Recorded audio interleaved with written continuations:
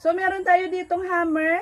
Hammered po. Ito ay pure na mais, na darak ng mais, walang halong palay. So, ito ay maganda po sa ating mga alagang fatteners, lalo na po kapag sila ay nasa grower stage. So, kapag mga biik pa lamang, sa katulad ng ating mga bibigyan nito, ay kailangan po natin palambutin ito. Dahil ito ay matigas po.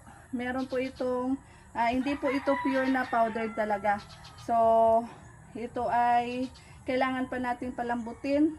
So, magbigay tayo nito na malambot na at haluan natin ng, meron tayo ditong starter, pwede natin haluan ito para makatipid po tayo sa ating mga pagkain ng ating mga alagang baboy. So ngayong hapon ay para ito ihanda na natin ang ating papakain bukas ng umaga sa kanila. So maglublob po tayo nito sa tubig for about 12 hours or buong gabi, pwede na po yun. So basta malambot na, so saka na po natin ibibigay sa ating mga alagang biik. Ayan. So ayan,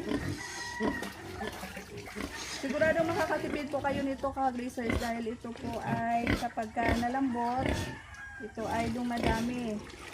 Oh. Ayan, ganyan.